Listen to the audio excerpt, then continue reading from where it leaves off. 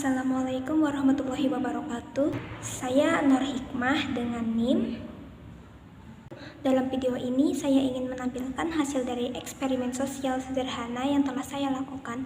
Tujuannya adalah untuk melihat apakah orang-orang akan membantu ketika saya secara tidak sengaja menjatuhkan makanan di tempat umum.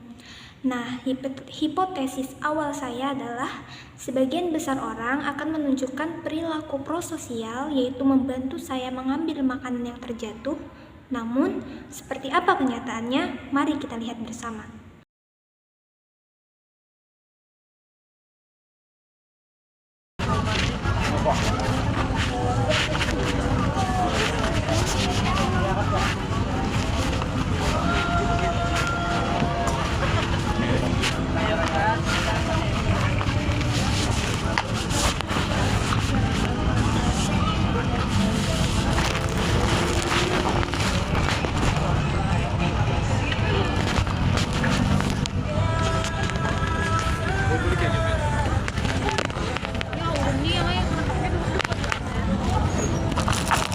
Pada rekaman ini, saya berpura-pura menjatuhkan makanan di tempat umum. Ternyata tidak ada satupun orang yang membantu.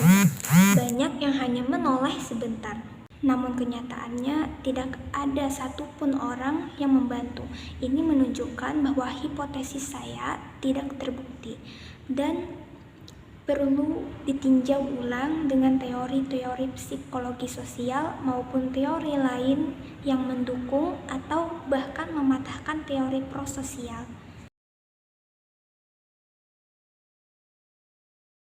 Teori prososial menjelaskan bahwa empati, tanggung jawab pribadi, dan norma sosial membantu mendorong seseorang untuk membantu.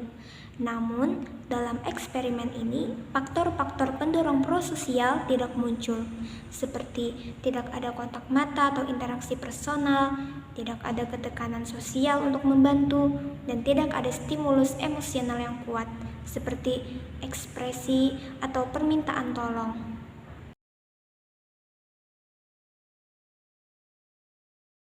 Ketika banyak orang berada di tempat kejadian, masing-masing dari mereka merasa bahwa orang lainlah yang seharusnya bertindak.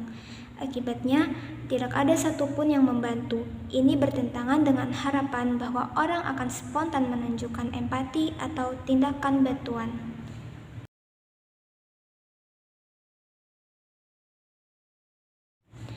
Karena banyak orang berada di sekitar, tanggung jawab terasa besar. Tidak ada satu individu pun yang merasa bertanggung jawab secara personal untuk membantu saya. Ini menjelaskan mengapa bantuan tidak diberikan walaupun ada orang yang menyaksikan.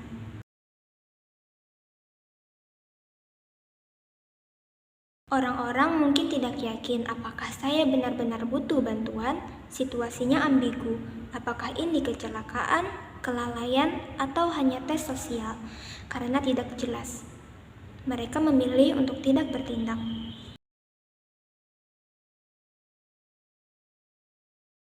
Orang mungkin merasa malu atau tidak ingin menonjol di depan umum.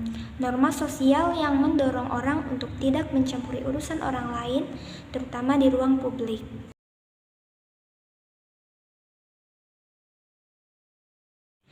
Dari sisi psikologi kognitif, individu memproses informasi secara cepat.